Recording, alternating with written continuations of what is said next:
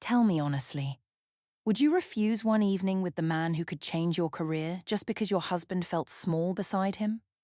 I was not cheating. I was finally being noticed by someone with power, taste, and a future. Elias asked me to stay in his hotel room after our corporate retreat because he wanted to discuss where I belonged in the company. And opportunities like that do not wait for insecure wives to ask permission.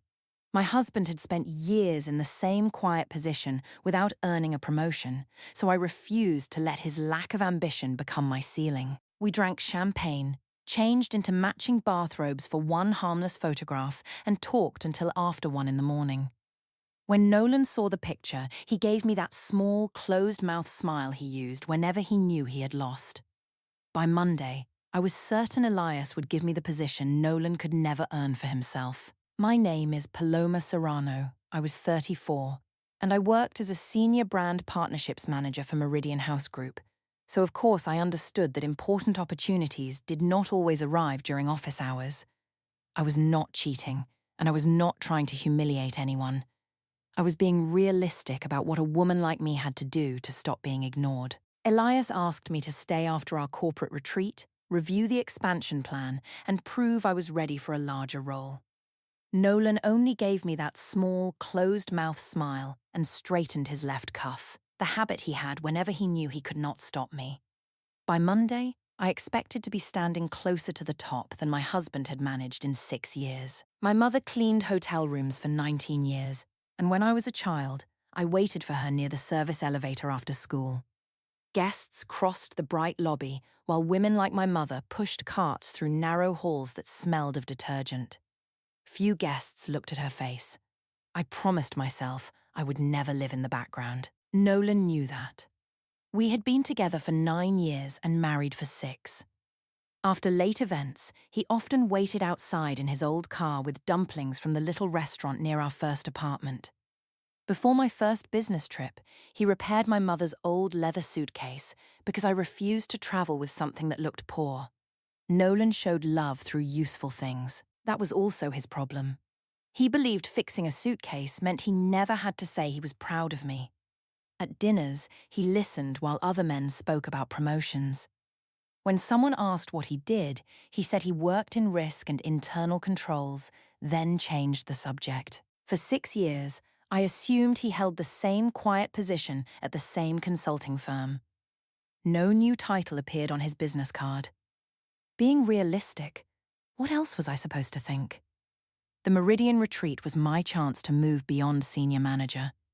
I had spent 4 months preparing the weekend at the Meridian Crown, a glass hotel beside the river. Elias Haddad, our vice president of brand expansion, controlled the new regional director position. He was polished and able to remember a person's sales numbers after hearing them once. When Elias entered a room, people adjusted themselves. Nolan entered rooms as if he hoped not to disturb them. The opening reception took place on the rooftop terrace. Wind pulled at the tablecloths, and rain tapped the glass railing. Nolan arrived after the welcome toast because a work review had taken longer than expected. He asked whether I was upset that he had missed my introduction. I told him I had stopped expecting him to understand which moments mattered. He said the review affected several companies and could not be moved without approval. I heard another excuse. Of course I did. Nolan always explained his absence with facts, as if facts could sit beside me when everyone else brought their partners. A few minutes later, his phone rang. He stepped away, but I heard him tell someone to move the review to Monday and keep his name off the presentation until the final decision. Then he returned, gave me that closed-mouth smile, and straightened his cuff. I assumed even his own supervisors were removing him from important work. Elias joined us near the railing and asked Nolan about his field. Nolan gave his usual short answer. Elias said he had heard good things about people who understood hidden risk. Nolan thanked him and offered nothing more. A door opened and my husband stood outside it. Elias turned to me and said Meridian needed people who stayed close to decision-makers after the official program ended. Nolan asked softly whether Elias often spoke to me that way. I told him confident men recognized ambition, and perhaps that sounded strange only because he had spent years waiting for someone else to notice his. Nolan asked whether something had changed between us. I said nothing had changed except my patience. Near 10, a hotel employee told Elias that water had entered part of his 18th floor suite. Presentation samples were stored there, and Elias asked me to come upstairs. Nolan was already holding his car keys. He asked whether I was going home with him. I looked at my husband, then at the man who controlled the position I wanted. One was leaving before the important conversations began. The other was asking me to follow him. I told Nolan not to wait. Elias held a brass hotel key sleeve with Suite 1804 printed across the front. As the elevator doors opened, Nolan smiled once more and adjusted his cuff. I stepped inside beside Elias because successful women did not turn down the right room to protect an unsuccessful man's pride. The suite was not flooded the way Elias had made it sound. Water had entered near the glass wall and soaked one chair, part of the carpet, and his jacket. Hotel workers had already placed towels along the baseboard, and the bedroom remained dry. Being realistic, there was no reason for me to leave. Elias said the presentation samples still needed to be checked, so I messaged Nolan that the materials had been damaged and I had to help. That was not a lie. It simply did not include every detail. Elias changed into a white hotel robe while the staff took his clothes for cleaning. He looked comfortable in the suite, as if expensive rooms had been designed around him. Nolan always looked temporary in places like that. Serena arrived with a laptop charger and the revised schedule. She looked at Elias in the robe, then at me, and smiled. She said the senior team had started discussing who might lead the regional expansion. I asked whether my name had come up. Serena said Elias had mentioned that I understood pressure better than most people. Of course that mattered. Real decisions happened when powerful people spoke about you after everyone else had left. Lena, the junior retreat coordinator, stood behind Serena holding a folder. She offered to stay and help, but I told her the work required someone senior. Her face changed. She handed me the folder and left without arguing. Elias asked what position I wanted after the expansion. I told him I wanted the regional director role and was tired of preparing campaigns for people with less instinct than me. He said I had executive judgment but still behaved as if I needed permission. Then he asked whether Nolan supported my ambition. I said my husband was intelligent, loyal, and stable. Elias waited. With Nolan, silence felt like a locked door. With Elias, it felt like permission to say more. I admitted that Nolan had spent years in the same quiet role and seemed satisfied with being useful instead of important. Elias asked whether living beside that caution had made me smaller. I told him I had begun to wonder the same thing. Room service arrived with coffee, sparkling wine, desserts, and chocolate-covered strawberries. Elias's corporate card failed because the hotel system was unstable, so I used mine. First, it kept the evening moving. Second, the company would reimburse me. Third, refusing would have made me look nervous. I called that professional judgment. Later, I spilled wine on my blouse. Elias pointed toward a second robe in the bathroom while the laundry team cleaned it. I kept my trousers on and wore the robe over them. When I returned, Elias laughed because we matched. Serena came back, lifted her phone, and suggested one picture. I told her to make it quick. Elias stood beside me with one hand lightly behind my back. I held up the brass sleeve for Suite 1804 and smiled. 30 seconds. One photograph. Nothing more. Serena posted it to her private story with a joke about corporate team building. I did not ask her to remove it. The picture made me look close to the man deciding my future. After my blouse returned, I changed back and stayed until the presentation was finished. I left the suite several times to collect papers, check the ballroom, and bring back my charger. 5 entries. 5 ordinary reasons. I arrived home after 1 and found Nolan sitting on the edge of our bed with Serena's photograph open on his phone. He asked why I had spent the evening in another man's suite wearing the same robe as him. I explained the leak, the stained blouse, and the presentation. Nolan asked why my card had paid for wine and strawberries, then why the hotel record showed 5 entries. His facts came one after another, cold and neat, as if marriage was an audit. I told him he was counting doors because he had never been invited through an important one. Nolan looked down at the screen. For a moment, he seemed tired. Then he gave me that closed-mouth smile and straightened his left cuff. He reminded me of a dinner 3 months earlier when Elias had kept his hand on the back of my chair and I had called Nolan insecure for noticing. I told him he was turning normal attention into evidence because another man's success made him uncomfortable. The next morning, Celeste Warren, the hotel's general manager, crossed the breakfast ballroom and greeted Nolan by his full name. She asked whether he still wanted the North Ballroom reserved for Monday afternoon. Nolan said the schedule remained unchanged. I assumed Samuel from finance had arranged a small meeting for him out of kindness. Hotels trained managers to remember guests. Of course they did. By the time breakfast ended, Serena's photograph had reached the retreat group chat and the first jokes had begun. I laughed because I planned to control the story before Nolan's jealousy controlled it for me. By Monday morning, the photograph had escaped every place where I could still call it a joke. Someone printed it and taped it beside the elevators in the Meridian office lobby. Elias wore a paper crown. An arrow pointed toward my robe with the words executive training beneath it. I removed the page and dropped it into the nearest bin. Hiding would have looked guilty. The lobby smelled of coffee and the citrus oil Meridian used in every hotel. People lowered their voices when I passed. Serena stood near reception with her phone against her chest. I asked whether Elias was angry. She said he was handling the situation and suggested I avoid making it larger. Of course she was nervous now that the joke had reached senior management. Elias called me into his office before 10. He said executives had asked about the photograph and the late room charges. He wanted the story to stop growing before the expansion gala. I told him the easiest way to stop gossip was to show that neither of us felt ashamed. Elias said confident leaders did not apologize for innocent decisions. I heard permission.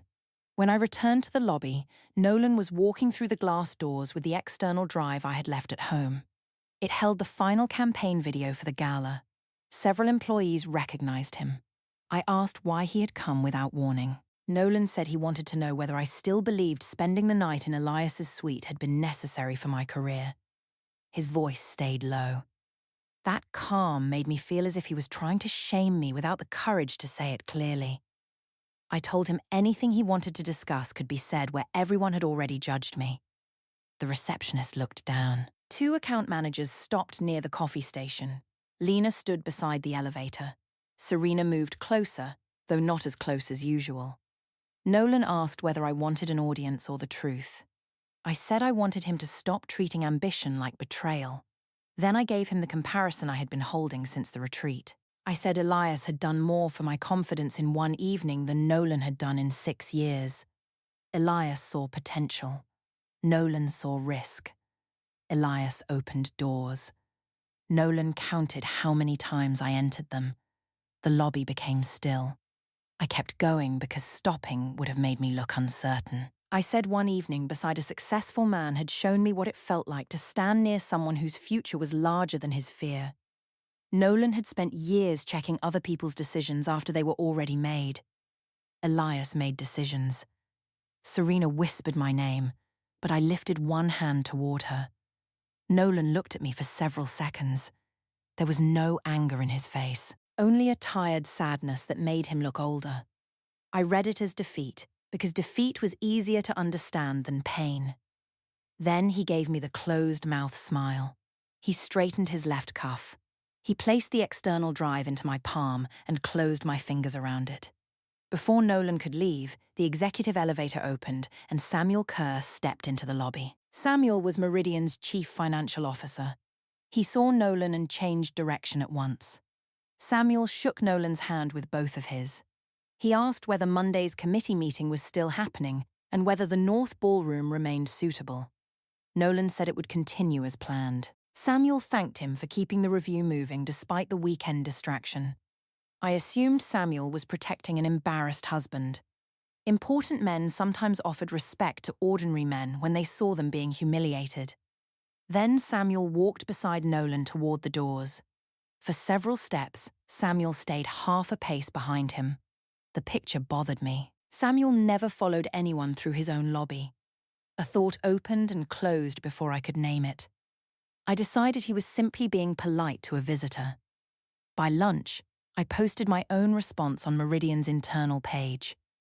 I wrote that ambitious women were often punished for entering rooms that frightened less confident people. I did not mention Nolan. Everyone knew who I meant. Some co-workers supported me. Others watched without commenting. Serena asked whether I wanted the company to connect the photograph to my marriage. I told her the company had already connected them. I was only choosing which woman they would see. The brass sleeve from Suite 1804 sat beside my keyboard. Serena suggested I put it away before the gala. I placed it upright against my monitor instead. That afternoon, Nolan sent one message saying he would stay somewhere else for a few nights. I answered that space might help him understand the difference between a boundary and a career opportunity. He did not respond. By 5, I believed the office had divided into people who admired my honesty and people too cautious to admit they did. The first group would grow once Elias announced my promotion. The photograph had made me visible. Now I intended to make sure everyone remembered why. Nolan stayed away for 4 nights. He did not tell me where he was sleeping, and I did not ask. Being realistic, distance was probably good for him. He needed time to stop treating my career like a personal attack. The apartment felt larger without his coat near the door and his laptop open on the dining table, but I used the quiet to prepare for the expansion gala. Elias wanted a speech about courage, ambition, and the kind of people Meridian needed for its future. I knew exactly which story I would use. On Wednesday, my mother asked me to visit her alterations shop. Marisol had seen the photograph after one of her church friends found it on a public hospitality page. She sat behind her sewing machine with the picture open on her phone. I expected questions, but I also expected her to understand. She had cleaned luxury hotel rooms for 19 years. She knew that successful guests often held meetings long after normal working hours. Instead, she asked why I had changed into the robe. I explained the stained blouse. She asked why Elias had ordered wine and strawberries. I explained the failed corporate card. Then she asked why I had returned to his suite 5 times after the presentation materials had already been moved. 3 questions. 3 simple answers. I told her nothing physical had happened. The evening involved work, and people were using one photograph to punish me for being ambitious. My mother folded her hands on the table. She said she knew hotel rooms better than I did. She had cleaned enough suites to understand how spare robes, closed doors, and late room service looked because she had seen what guests believed staff never noticed. I told her appearances were not facts. She said appearances became facts when a person chose each one willingly. That sounded like an accusation. I reminded her that she had spent years telling me not to remain invisible. Marisol said she had wanted me to become respected, not useful to powerful men. The word useful made my face grow hot.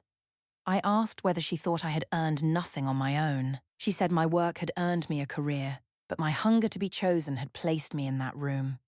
Of course she made it about my childhood. People loved explaining a successful woman by finding an old weakness inside her.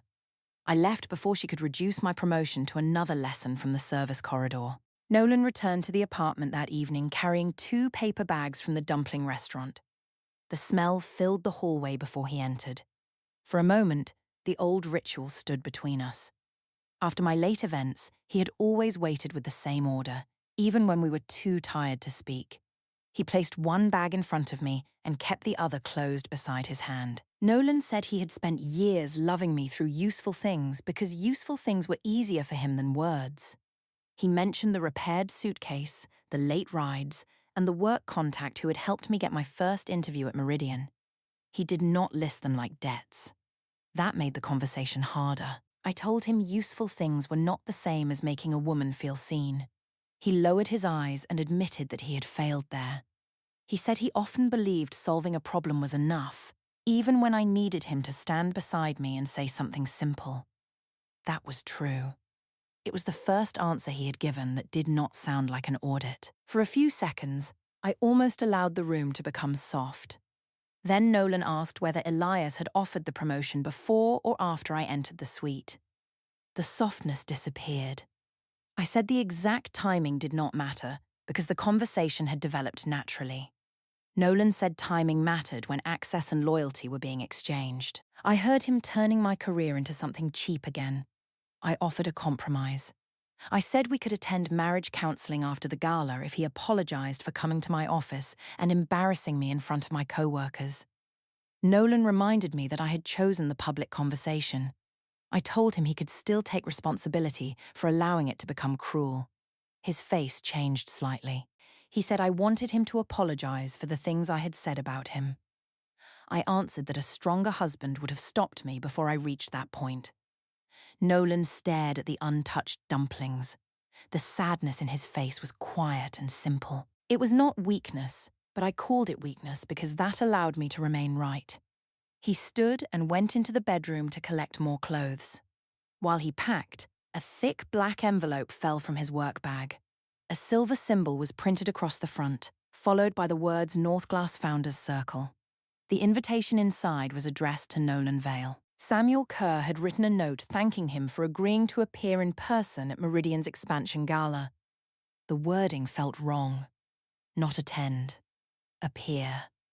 I asked why Meridian's chief financial officer was thanking him personally.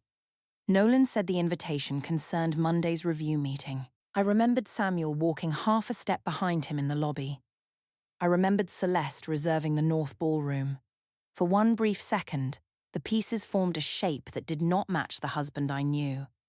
Then Nolan gave me the closed-mouth smile and straightened his left cuff. I decided Samuel was helping him save face after the photograph. There was no reason to build a larger story around a polite invitation. The next morning, Samuel removed me from 2 expansion meetings. Elias said the executive team wanted fewer distractions before the gala. When I asked whether the regional director position was still mine, he told me strong people did not need constant reassurance. Serena took 6 hours to answer a message she would once have answered in 6 minutes. Lena stopped sitting near me during lunch. None of that mattered because Elias still controlled the announcement. On Friday, Nolan carried the last box of his files into the apartment hallway. I considered asking him to stay, but the brass sleeve from Suite 1804 was visible inside my open handbag. The key represented movement. Nolan represented a door that had remained closed for years. He smiled once, adjusted his cuff, and walked away. I let the apartment door close because the gala would prove which of us had misunderstood the room. The week before the gala, Elias finally gave me the answer I had been waiting for. He did not put it in an email or call human resources into the room. He told me privately that the regional director position would be announced after Northglass approved the expansion partnership, and he said I remained his preferred candidate. That was enough. Powerful people did not place every promise inside a document. They used timing, access, and trust. Being realistic, only insecure employees demanded signatures before believing they had been chosen. I began rewriting my gala speech that same evening. The official subject was Meridian's future, but I wanted to tell a larger story about women who entered rooms other people feared. I planned to mention the photograph instead of hiding from it. The white robes, the late meeting, the comments online. I would explain that courage often looked inappropriate to people who had never risked anything. Serena read the first page and said using the photograph might make the situation worse. I reminded her that she had taken it and posted it. She said a private joke was different from turning the joke into a public statement about my marriage. Of course, she was becoming careful now that senior management was watching. It was easy to encourage me when she believed only I would carry the consequences. I sent her the final version the next morning and asked for notes. No answer came. 2 hours. 3 messages. Nothing useful. I decided she was jealous because Elias had chosen me instead of her. The gala guest list included investors, hotel partners, journalists, Meridian executives, and members of the Northglass Review Committee. Elias explained that Northglass was a private risk and investment group with influence across hospitality and infrastructure. I had heard the name during Nolan's work calls, but he had never explained his connection to them. I assumed his company prepared reports for the group. That was probably why Samuel had invited him to the gala. Nolan had finally found a small professional reason to enter the room where I would be promoted. I invited him myself. I said attending might help him understand why my evening with Elias had been necessary. His response came too quickly. He agreed, then asked for the exact speaking order, the final guest list, and whether Elias had formally promised me the position. First, he wanted names, then timing, then proof. Nolan always turned emotion into a checklist. I told him Elias did not need paperwork to recognize talent. Nolan asked me to meet him once before the gala. We chose the dumpling restaurant near our first apartment, the same place where he used to buy food while waiting outside my late events. The owner placed our usual order on the table without asking. Nolan did not open the bag. He gave me one final offer. He said I could remove the company post, correct what I had said in the lobby, and tell the executive team that Elias had connected career opportunity with private access. He did not demand that I return home that night. He did not ask me to pretend our marriage was repaired. He said that if I stepped away from Elias before the gala, we could discuss what remained between us without an audience. For several seconds, the offer sounded almost fair. Then I understood what accepting it would mean. I would have to admit Nolan had seen the situation more clearly than I had. I would destroy my promotion before it was announced. I would choose the man who had hidden his life from me over the man who had finally made me visible. I refused. I told Nolan the one thing he could not deny. He had spent our marriage behind closed doors. He never explained the calls, the meetings, or the people who seemed to know him. He expected repaired suitcases and late-night food to replace praise, pride, and emotional honesty. I had lived beside a man who wanted silence to count as intimacy. Nolan lowered his eyes. He did not argue because it was true. His secrecy had built part of the distance between us. His calm had made every conflict feel like I was speaking through glass. Then he asked whether being right about his silence made the hotel room right. I said Elias had made me feel seen in one evening, while Nolan had needed 6 years and a public scandal to finally ask what I wanted. He asked whether visibility and value were the same thing. I told him that question belonged to men who possessed neither. The words landed harder than I expected, but I did not take them back. Nolan closed the untouched food bag. Then he gave me the same small smile. He straightened his left cuff. He said he would handle the situation properly at the gala. No anger, no threats. Just that word. Properly. I heard surrender. His quiet made me louder. I told him he was welcome to watch Elias announce my promotion. Perhaps seeing a successful man reward courage would teach him why waiting quietly had earned him so little. Nolan asked once more whether Elias had promised me the role. I said yes. Then he asked whether everyone on the guest list would hear my speech. I said they would. He nodded and left the restaurant without taking the dumplings. On the afternoon of the gala, Elias approved my dress, my speaking time, and the campaign video. He said the board wanted the partnership confirmed before any position was announced, but I called that normal executive caution. Partnership first, promotion second. My new life after that. I placed the brass sleeve from Suite 1804 inside my evening clutch because I planned to hold it up during the speech as proof that I had stopped asking permission. Serena still had not replied. Nolan had stopped negotiating. Elias remained beside the stage. I looked at myself in the mirror and saw the woman everyone would remember after that night. Nolan's silence did not frighten me. It proved he had arrived with nothing powerful enough to stop me. The Meridian Crown atrium glowed with gold light when Nolan entered in a black suit I had never seen before.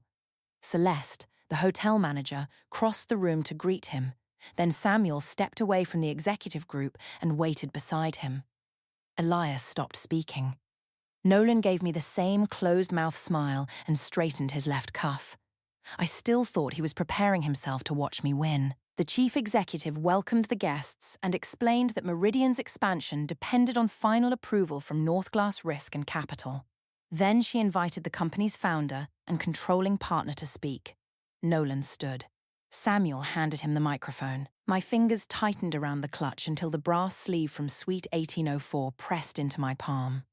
Nolan explained that he had asked for his name to remain off the review materials because his wife worked for Meridian and he wanted the process to remain independent.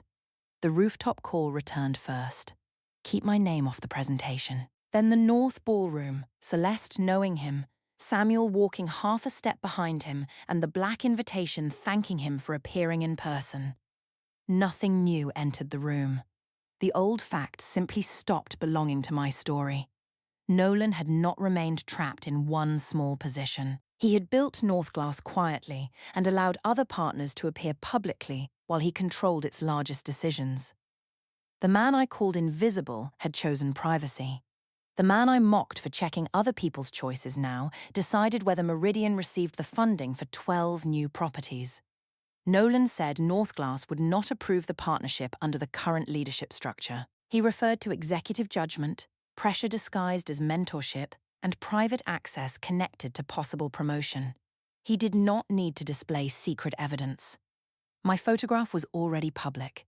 My post remained on the company page. My words from the lobby lived inside half the people standing there. Elias moved toward the microphone and said no promotion had been formally offered. He claimed I had misunderstood professional encouragement and made personal choices without instruction. I reminded him that he had asked me to stay. Elias placed his executive access card on Samuel's table and said he would cooperate with the internal review. Then he walked away without looking at me. I tried to explain the leak, the stained blouse, the failed card, and the presentation. Lena stepped forward and said she had been available all night, but I had sent her away because Elias wanted someone senior. She added that I later asked her to describe my repeated visits as logistics. No one defended my version. I looked for Serena. She was not in the room. Nolan said his attorney had filed the divorce petition and requested temporary exclusive use of our apartment. I moved into the room above my mother's alterations shop. My bonus was withheld, and the hotel charges were never reimbursed. Serena told Human Resources the photograph had been my idea, then removed me from her accounts. Elias resigned after his suspension and accepted a position overseas. Meridian ended my employment and removed me from the campaign I had created. Nothing physical happened in Suite 1804. I still say that because it remains true. Nolan had also hidden too much of himself and expected quiet actions to replace emotional honesty. I was right about his closed doors. I was wrong about which side of them held the power. I thought Elias's invitation proved that an important man had finally chosen me. It only proved how quickly he could stop choosing me when the room became dangerous. The brass key sleeve now lies in my mother's sewing drawer. It opened one hotel suite for a night and closed the only home where someone had ever waited for me.